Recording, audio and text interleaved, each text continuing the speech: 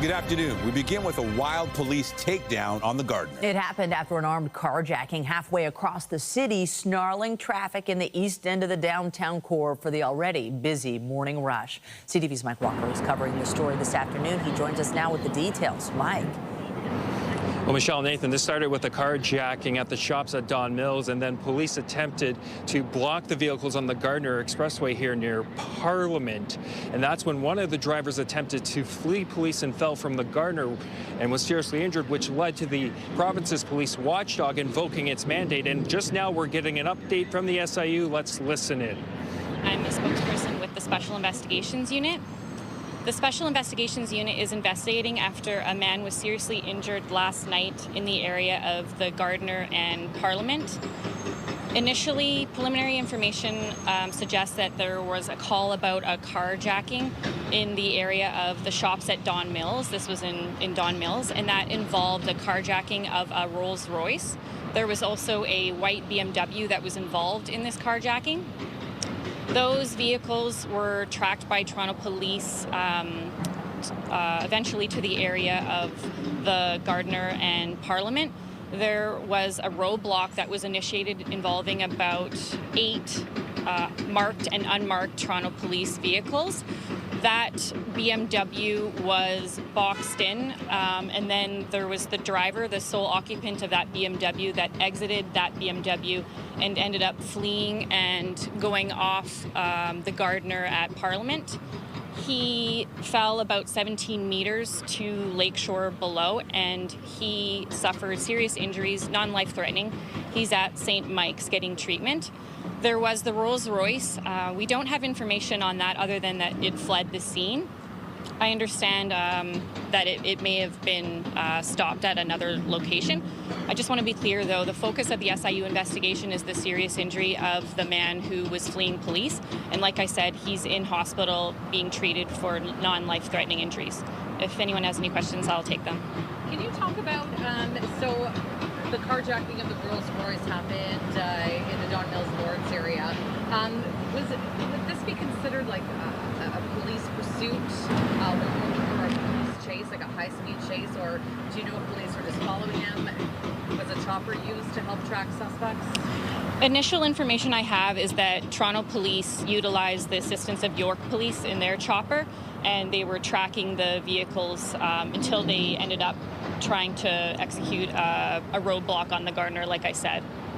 Was there high rates of speed on the Don Valley and Gardiner? Do you know if that's... I don't have information about rates of speed. All I know is that there was some tracking involved, and then they ended up on the Gardiner near Parliament, and that's when the man fled. So not necessarily a pursuit on the ground, but a chopper being used to track until that road. Correct, yeah, exactly, yeah. Where was the road going? This was on the Gardiner around Parliament Street. Do you have the age on the suspect or the person who's now in hospital getting treatment? Early information we received that we don't have an ID just yet. So I don't have information on age or anything like that, other than that a man was involved. But over the age of 18, he's not a teenager? Correct, yes. Do you have any update on only one in the BMW or other people in the BMW with him? The early information I have is that the man who fled from the BMW was the only occupant in that vehicle, and there were a number of other people in the Rolls Royce that fled the scene.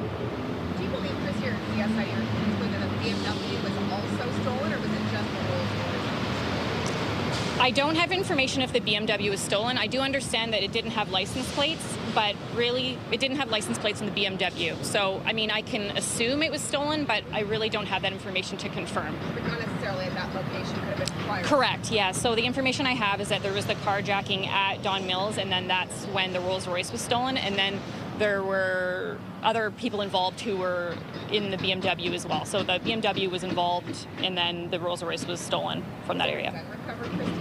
I don't have information about it again. So to be clear, the SIU's involvement really is because there's the serious injury involving the person who was fleeing And you're police. just listening to an update from the province's police watchdog, the SIU, which has invoked its mandate after an armed carjacking that occurred around 11 last night at the shops at Don Mills that led to a pursuit of the suspects down here to downtown in the Gardiner and Parliament area, which involved a police blockade. And the driver of one of the suspects involved in this carjacking was driving a BMW. He attempted to flee police and fell off the Gardiner, suffering serious injuries. Here's more on that. Multiple unmarked police vehicles surround a BMW on the Gardiner Expressway that was involved in a carjacking last night.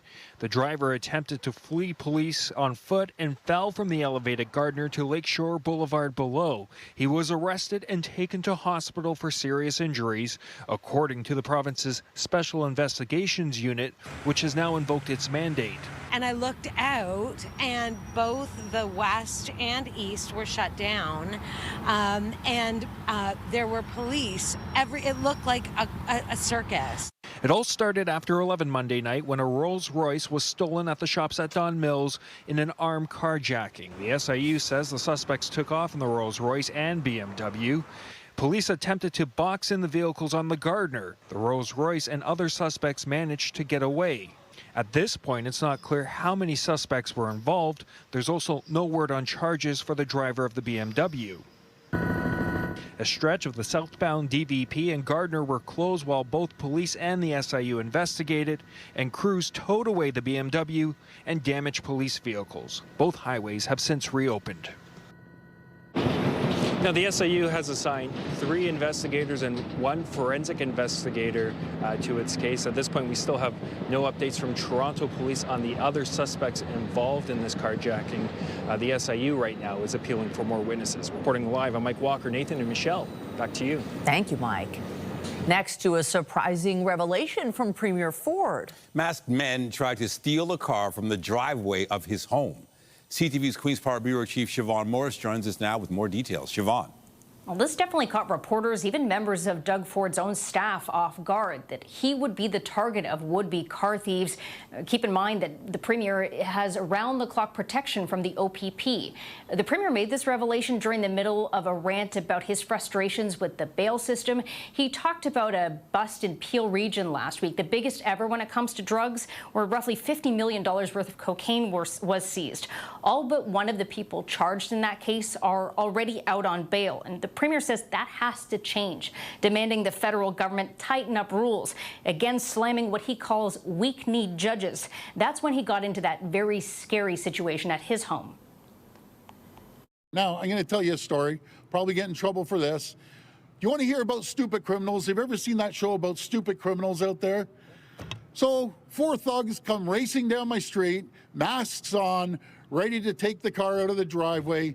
Surprise, surprise, at 12:30, the 2 police cars are there. The chase is on. So they chase him. One guy runs out, takes off. They capture him, and they catch these other guys. But just imagine all the unfortunate people that don't have security there at their house with masks on, and they had all the tools ready to break in and everything, you know, and guess what's going to happen? They're going to be back out. Why don't you guys come over for a barbecue tonight? You know, I'll take care of you better than the police. And thank God the police got you, and I never did. Anyways, that's my rant. I'm sick and tired of the weak justice system that we have. They have to get a backbone, and we need to start throwing these people in jail. This is turning into a lawless society. There was a whole lot more to that rant. The Premier suggested that Canada should have a law that allows people to defend their homes if they're under attack, something similar to we see in some U.S. states. He also talked about launching a fundraiser for a man in Vaughan who shot to try to scare off would-be car thieves from his home last week. That man is now facing gun charges, including possession of a prohibited or restricted weapon. Reporting live from Queen's Park, I'm Siobhan Morris. Nathan and Michelle, back to you. Thank you, Siobhan. And coming up this half hour, CTV's W5 reveals how stolen vehicles have ended up being sold at car dealerships. We'll have an investigative report from John Woodward. Still ahead. But first, we take a live look outside the city this afternoon. Sunshine to start the day, and some clouds in the mix you can see there, but the heat and humidity, you can feel it. They are ramping up. Lindsay Morrison is here with the current conditions. Lindsay. And Michelle, you know that phrase, it's not the heat, it's the humidity. That's really what we're going to be talking about the next 2 days here. Already feeling it, and this is just the beginning. It feels close to 30 this hour in Toronto. It feels like 31 already in Niagara. You'll notice that it is cooler for lakeside commuters communities today, and that's thanks in part again to an east and southeasterly wind. It's not overly strong, but it's there enough that you will find some relief close to the shoreline of Lake Ontario today. Here's a current look at the satellite and radar. A little bit of cloud drifting across the GTA, as we mentioned, but it is a mix of sun and cloud kind of day. It looks as though the risk of any thunderstorms today has diminished here in the GTA. Going to be a different story into tomorrow, though. We are looking at several rounds of thunderstorms, and they could be severe in nature. We're going to talk about that and a possible heat wave scenario setting up for the weekend. That's ahead. But for now, Nathan, over to you. Thank you, Lindsay. Well, this is a sad day in a Christie Pitts neighborhood where a giant elm tree is being cut down. Area residents were actually hugging the very old tree after learning it was dying and has to be removed. Rahim Ladhani joins us live now from Barton Avenue, where that tree stands on the north side of Christie Pitts Park. Rahim. Michelle and Nathan, good afternoon. It's been quite incredible to witness as this tree slowly starts to come down. Crews have just broke for lunch, but throughout the morning, the chainsaw has been going, cutting through the upper limbs of this elm tree. There's a crew of about 10 here, and they're meticulously cutting the tips of this elm, which have stood in this neighborhood for over a century. Estimates are this tree is 110 to 120 years old. For years, the city of Toronto has been injecting fungicides into this tree to fend off Dutch elm disease. But around last year, they noticed the tree starting. You can see there are virtually no leaves on this tree in the middle of June. And so this year, the decision was made for safety reasons to bring it down. We spoke with Joel Harrison-Off. He's the one who's actually been injecting this elm for the last 10 years. He says tissue tests for disease were inconclusive, but disease can spread quickly within trees. And he talked about the process in bringing this iconic tree down. The strategy is going to be basically trying to take it tips down, getting things away from the hydro, trying to get access into the interior of the tree, and then most of the tips will be taken down today, and then we'll get into the larger stem wood tomorrow. And seeing it when it's healthy, and you're like, this is one of my favorite trees to see. When we started seeing it decline, it was like, yeah, it definitely hits you, and it's quite upsetting.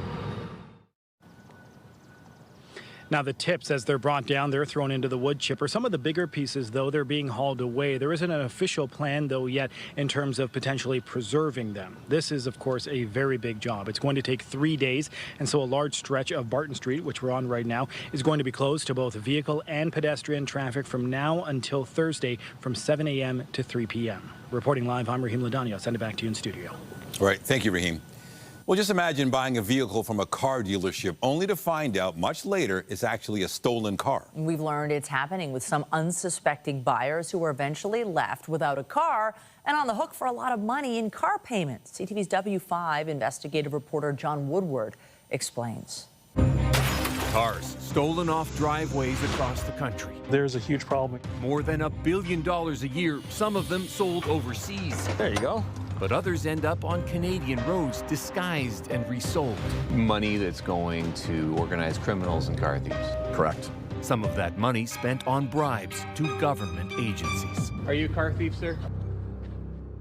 This was a fake on so many levels. This 2019 Porsche Cayenne was the dream vehicle for a family member of Frank Rizko when they bought it in 2023. They bought it from a dealership, by the way, so that assumingly it's safer and more legit. But only a few months later, parked at this mall north of Toronto, the car disappeared.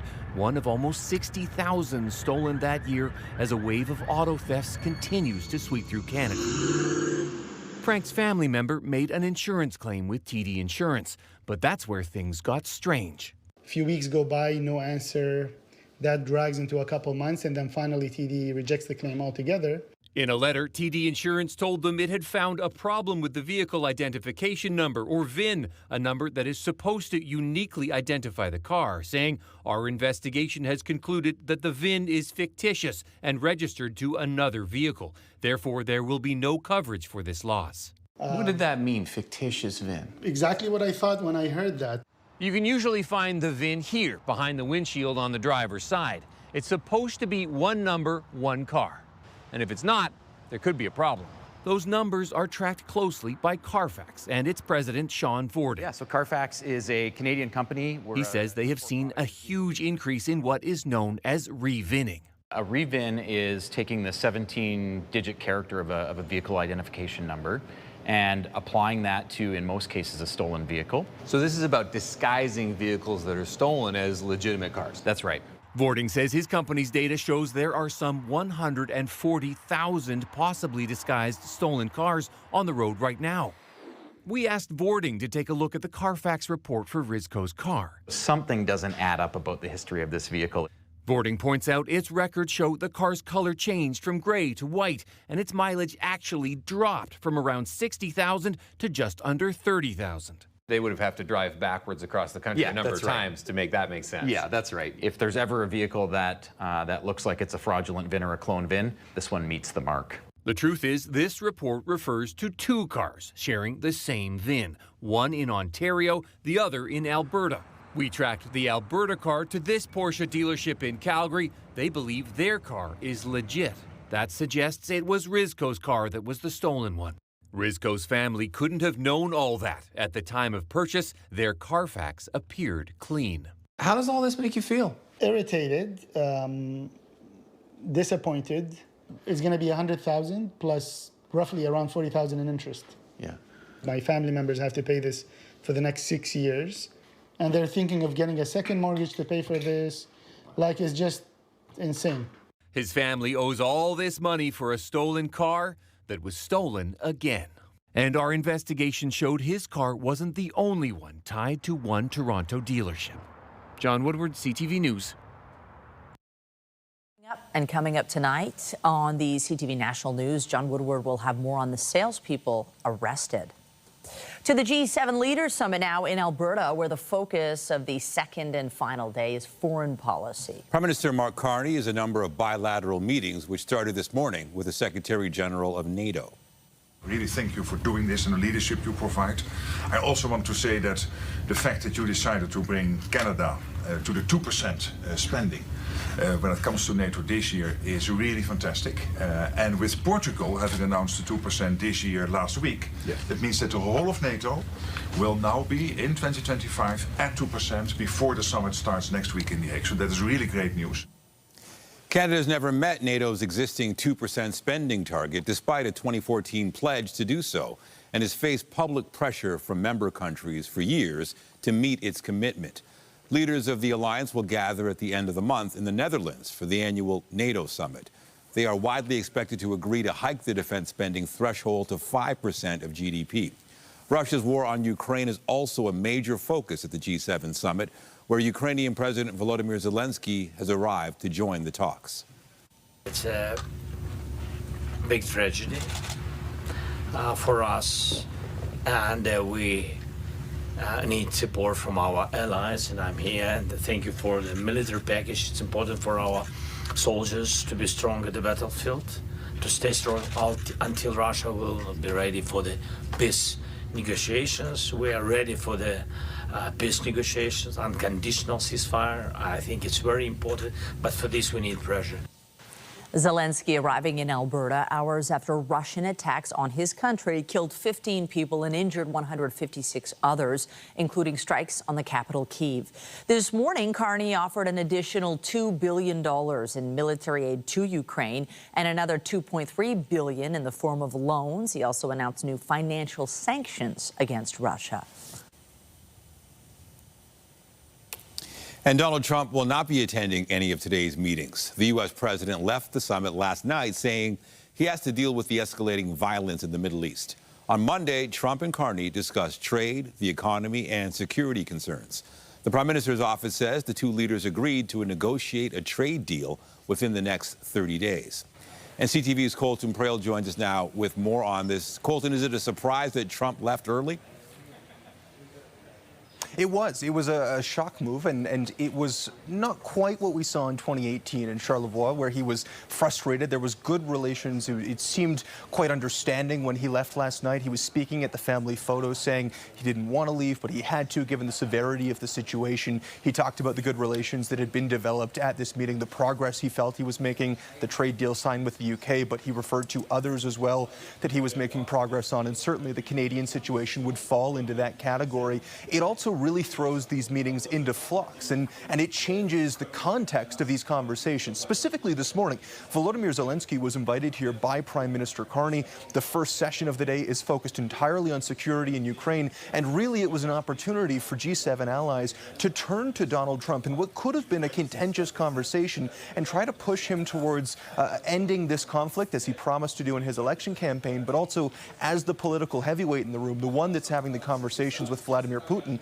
It was an opportunity to perhaps, move things along in a more meaningful way. And so there were a lot of questions as to how the dynamic of the conversation would change today, given the fact that the American president isn't here anymore. And as you saw, it's come out now that we're seeing rather significant funding going from Canada to Ukraine. We've also seen the UK announce new sanctions against Ukraine as well as Canada. And so the conversation will still move forward. But as Volodymyr Zelensky was saying, he wants to have a talk about getting to a point where a ceasefire or a peace deal can be reached. And it's very hard to have that conversation without the American president in the room. All right, but the talks must go on. What else is on the agenda for Mark Carney today? Very busy day for the Prime Minister. On top of meeting with Zelensky and the NATO chief already this morning, he's also going to be meeting with the head of India, South Korea, Brazil, and Mexico. India and Mexico, the two really big meetings going on today, not only because of the meeting being so controversial with Narendra Modi, given the investigation from the RCMP into the killing of Hardeep Singh Nijjar and the potential involvement of Indian officials, but the meeting with Claudia Sheinbaum, also incredibly important. It's their first face-to-face. It's an opportunity to talk about a potential trilateral trade deal with the United States. Don't forget, CUSMA is coming up for review or discussions of a renegotiation as early as next year. Given the tariff conversations going on between Canada and the U.S., between Mexico and the U.S., this is an opportunity to have a tete-a-tete, a strategy session, if you will, and it's their first face-to-face with Mark Carney in the Prime Minister's chair. So a really, really important strategic meeting. Both of those are coming up after the Prime Minister's press conference later on this afternoon. So unlikely that we'll be able to ask necessarily all of the questions, get all of the details that we're hoping to from these meetings. But what does come out in the readouts, I think, is going to be really telling as far as Canada's desire to expand its economic partnerships. That's a big part of today. That's why so many other countries are here at the summit. And that's certainly going to be a focus in these two meetings. Yeah, lots on the agenda. CTV's Colton Braille in Alberta with the latest on the G7 Leaders Summit. Thank you. Cheers. We turn our attention now to the conflict between Israel and Iran. U.S. President Donald Trump has urged people in Tehran to evacuate. Tehran is a city with a population of almost 10 million, more than 3 times Toronto's population. CTV's Adrian Gobriel reports. The piercing pitch of air raid sirens warn of Iranian missiles approaching the Israeli port city of Haifa, where earlier airstrike evaded Israel's missile defense system, hitting a residential building. Our little neighborhood, peaceful and quiet, so devastated.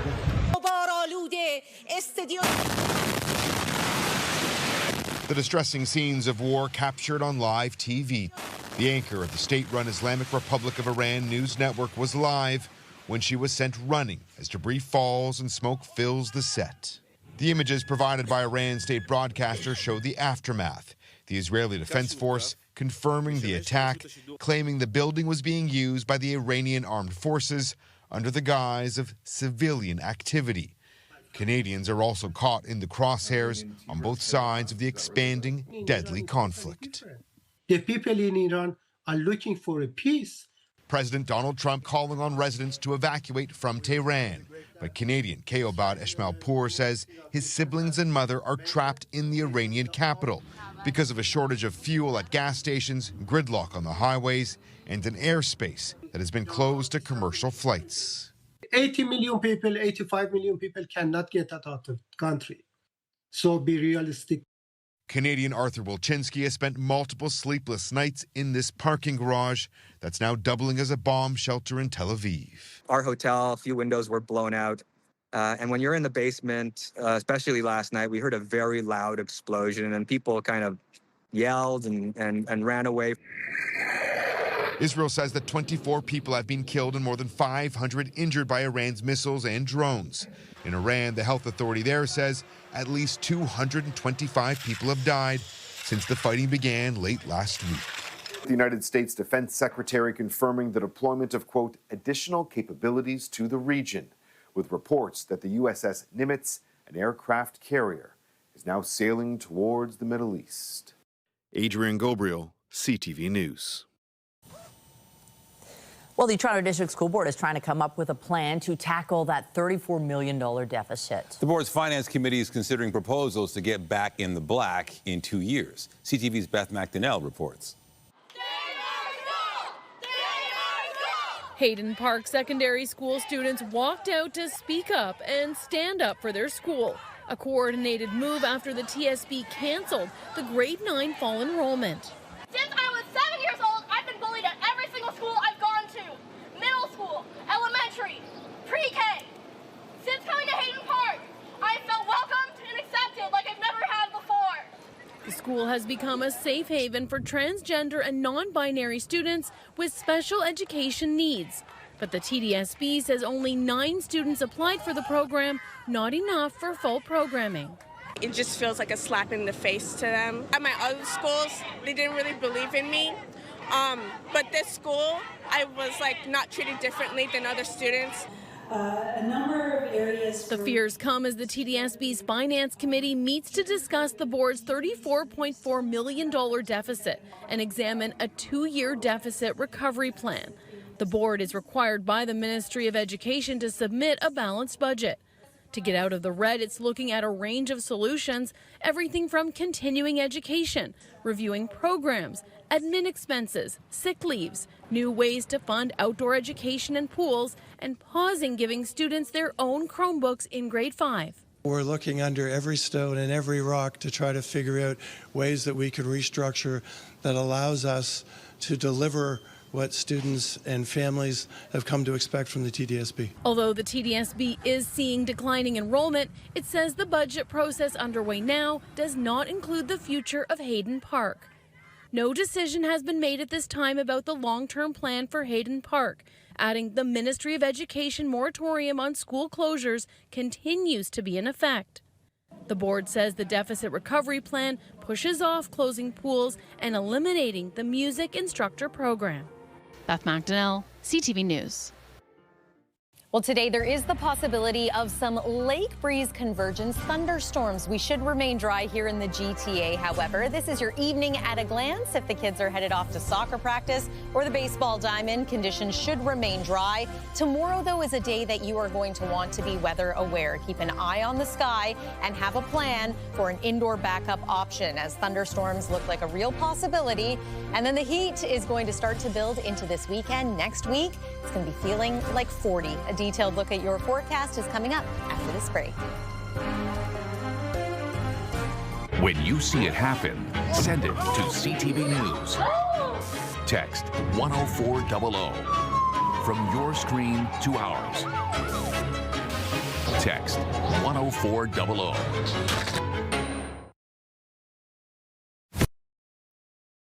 All right, to the forecast, and when it's warm early in the day, you know it's going to be another hot one. And you've got that humidity, and certainly it makes for a recipe for unsettled weather. And some is on tap for this week, but it's looking like, Lindsay's saying, for the most part, we should be okay today. Yeah, at least in the GTA. Some areas outside of Toronto could get a quick passing shower this afternoon or early evening. But a heads up for us here in the GTA, it looks like some widespread, potentially severe storms could roll through tomorrow, and not just one round, but maybe 2. Weather is brought to you by the Presler Law Firm. Injury lawyers, you don't pay unless they win. This morning, we had fog in some areas. We had low cloud in the city of Toronto. Look at that. You can see the clouds spilling in from Lake Ontario for areas inland. Of course, that is burning off still as we speak. The sky brightening up just a little bit. But yes, today it's all about the heat and especially about the humidity. It feels like 30 in the city of Toronto. It feels like 35 this hour in Windsor. And you're starting to heat up in the Kingston area too. Today's temperature just a little warmer than yesterday, but again, it feels muggier. It's going to feel like 32 at the height of the day. Tomorrow afternoon, it's going to feel like 37. Now, I do want to point out the fact that we've only had one 30-degree day so far this year in the city of Toronto. That is about to change as we make our way through the next 7 days. This day last year, we had a 30-degree day. In fact, we had a June heat wave 1 year ago. Record to beat today is about 34. Not going to happen, but again, it is going to feel into the 30s.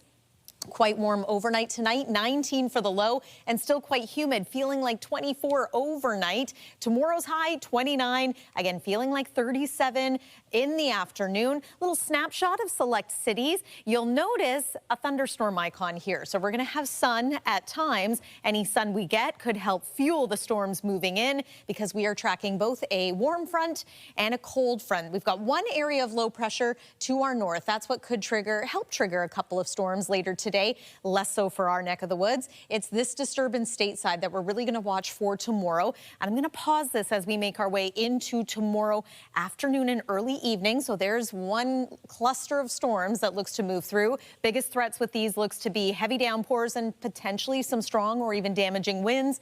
And there's later in the evening into the overnight continuing to be unsettled. Thursday, we start off with some cloud and some showers. That too is expected to clear. And then by Friday, as we welcome the summer season, we're closer to seasonal with lots of sunshine, but look what happens heading into the weekend. 28 degrees for Saturday, still watching for some rain potential, and then 31 and 33 degrees Sunday, Monday, feeling like 40.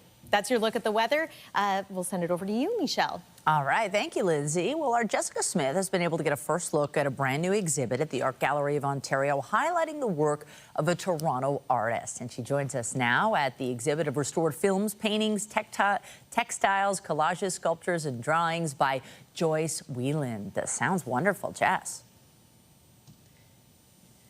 Honestly, Michelle, there's something for everybody in here, and there is that hint of Canadiana because Joyce is a Toronto-based artist, Toronto's very own, and we're not talking about Drake, we're talking about Joyce Wieland. I'm joined by Georgiana and Anne, the co-curators. Talk to me about this keenly Canadian exhibit because there are so many unique pieces in here that feel like it really speaks to what was happening in our country through the 60s, 70s, and 80s and what's going on now. Well, you know, we're so excited to bring her home here to Toronto because she loved this country. She loved the people. She loved Quebec. She loved the animals. She loved nature. She loved the North.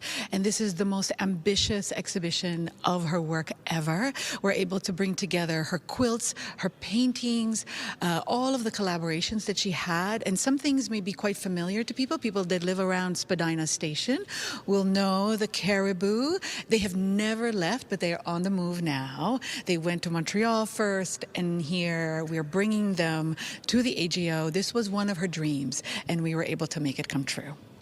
There's such a mix of different textures and feelings to every single exhibit or every single item in the exhibit. Why was that important to you guys to have that mix of all of her different works? She worked in different ways, but also with different people because she really wanted to celebrate people who knitted, people who made quilts. She was also fabulous at drawing. She made paintings. So I think bringing all of these works that were done over 40 years, it was really important to show who she truly was. But it's also great for visitors who can find something that they relate to. And she really wanted her works to relate to people at large. It really is unique when you walk through because there are so many different elements to it. And we were even talking about one of the walls here that isn't really technically a wall, but why was it important to you guys to keep things as they are here at the AGO instead of, you know, maybe taking a wall down and putting a wall up? She cared about the environment at a time that very few people were actually talking about it. You know, there's this major quilt that she made. It's called Defend the Earth. And she wanted this to be a message to Canadian scientists who go to the library every day. She wanted to remind them that this is their job. Their job is to care for the world, to care for the planet. And so in Montreal, but as well here at the AGO, we tried to have a very, very minimal footprint. She cared about the environment. We care about the environment. And so we wanted to honor that for her. As you know, as she worked with people embroidering flowers from the Arctic, to think about that fragility, but also the resilience of that, you know? The Arctic is full of berries and flowers and animals, and we always think of it in the South as something barren and remote, but she knew it wasn't so. And so these are the ways that she invites us in, and it was so important that we just let her do her work, basically. You have to come on down. It opens to members on the 18th, and then it opens to the general public this weekend. Come on down to the AGO to check out Joyce Whelan. It really is fantastic. I'll send things back into the studio. All right. Thank you, Jess. We've got some tips today on how to protect seniors from scams. That's coming up in Consumer Alert with CTV's Pat Foran.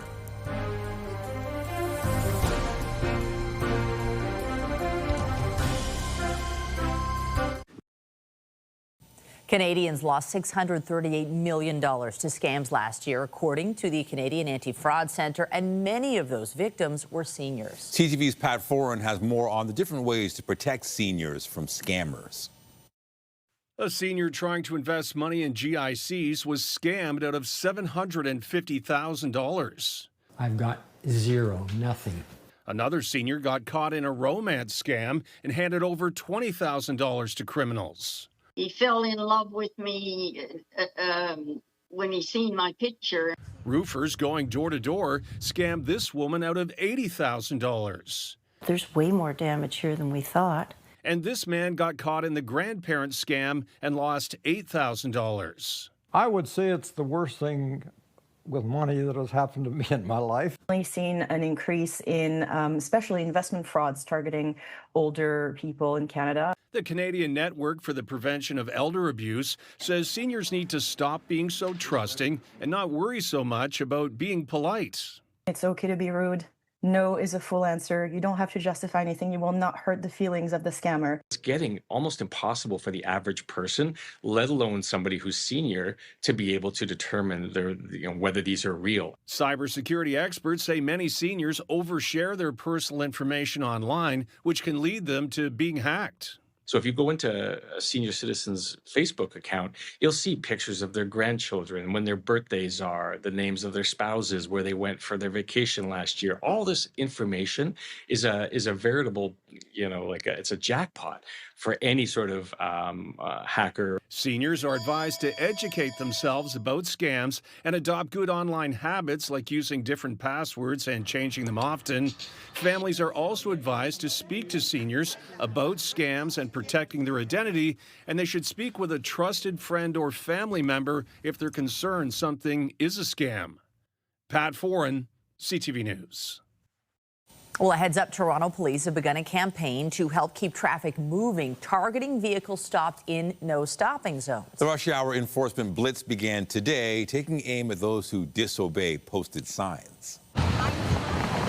In an attempt to get traffic moving during rush hour, parking enforcement officers have been deployed on major roads downtown. Rush hour, there's zero stopping. Targeting drivers who stop in no stopping zones. If that's going to help relieve some of the congestion by moving things along, then whatever we can do. It's part of a 2-week blitz that will occur on weekday afternoons between 3 and 7. Officers will also target areas near transit stops as well as crosswalks and fire hydrants. So we have dedicated rush hour teams, but for the next 2 weeks, we've increased the size of those, and they are patrolling the outbound routes from the downtown core. And I think it's important that not only are we ticketing, that we're also towing vehicles. Last year, more than 72,000 tickets were issued in no stopping zones. Drivers need to recognize that when they stop, and it's a live lane of traffic at this point, that it impacts everybody around them. It slows down emergency vehicles. Back in April, City Council requested police to carry out the blitz. It's always a priority to make sure drivers are obeying the law and not cause congestion. If caught, drivers face a $190 fine and their vehicle could be towed. And if you drive away, expect a ticket in the mail. And still to come on CTV News, CTV's chief anchor and senior editor, Omar Sachedina, hears from young people about what they would like to see G7 leaders accomplish. In a challenging world, younger generations can sometimes serve as a kind of compass, showing us the path for a better future. As world leaders debate the big issues in Alberta, a group of students has found a unique way to add their voices to the conversation. Here's CTV's chief news anchor and senior editor Omar Sachedina at the G7 Leaders Summit.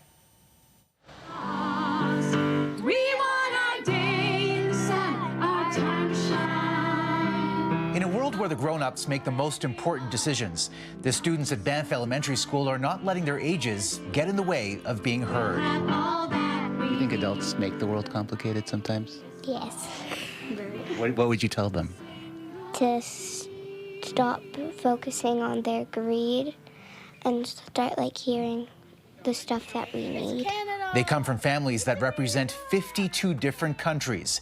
And going to school surrounded by such spectacular natural beauty gives them a unique focus on the challenges impacting them not only locally. We want a cleaner air, we want less climate change, and we want less forest fires. But also globally. I think bigger countries should kind of donate to smaller countries or send food and money to help them out. We are dreamers. So when a community outreach team from the G7 Summit got in touch with the school to get them involved, the school knew it would be a great fit.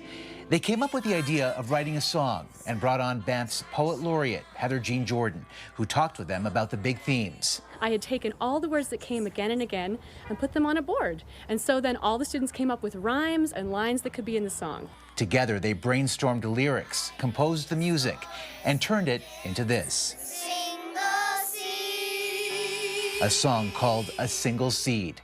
The seed for the idea itself was planted a few weeks before Easter, and staff and students knew they had to work quickly, straight to work as soon as the kids got back. We came back from break on the Monday. It started on the Monday. They had it written by the Wednesday. They learned it on the Thursday. We practiced it on the Friday. We recorded it on the Monday. The song and this recording, what they are now calling their anthem to the world.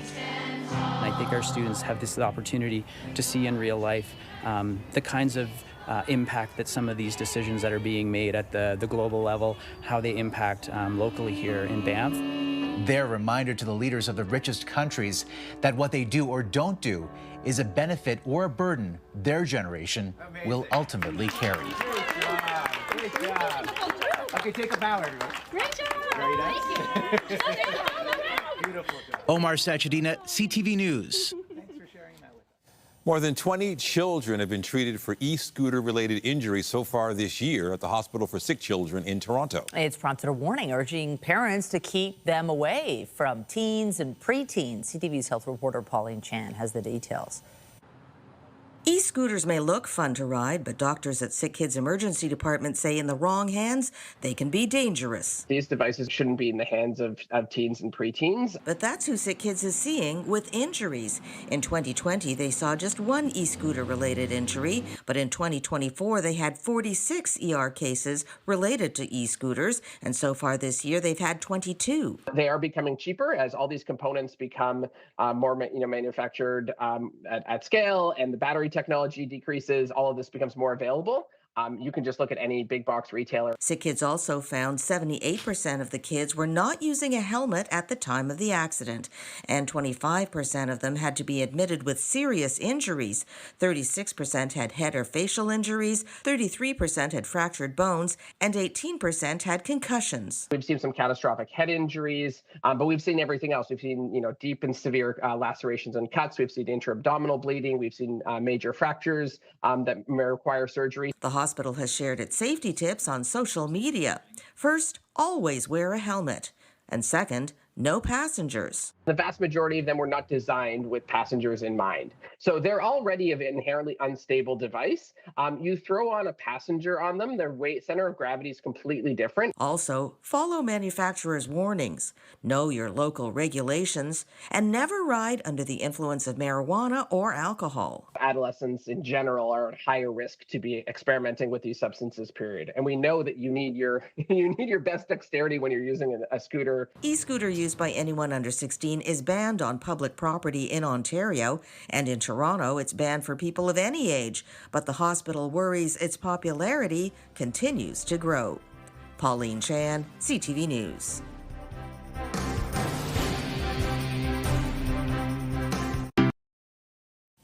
The results of a joint investigation by Canada and the UK into a massive data breach at 23andMe were released today.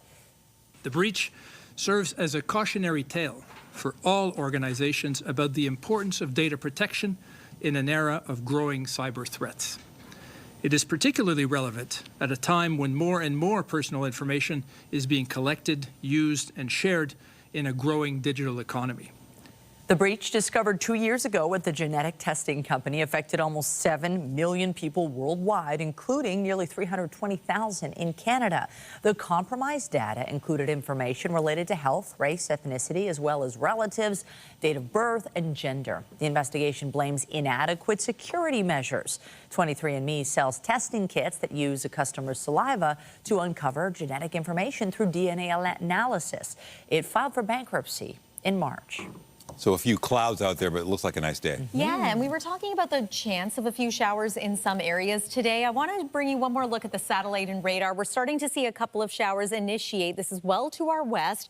I do think that the majority of the GTA will remain dry today, but just be prepared for a quick possible passing shower. Overnight tonight, it's going to be warm, 19 degrees, still feeling into the mid-20s, and then it's going to feel like the upper 30s tomorrow at the height of the day. Forecast high 29. And then lots to talk about in this 7-day forecast. Hot today, risk of storms tomorrow, heat wave scenario into the weekend. Nathan and Michelle. Thanks, Lindsay. And that is CTV News at noon. Remember, you can get Toronto's breaking news all day long on CP24 and at ctvnewstoronto.ca. For Lindsay Morrison and the whole team here, have a pleasant afternoon. I'm Michelle Dubé. And I'm Nathan Downer. Be sure to join us later for CTV News at 5 and 6. Have a great day.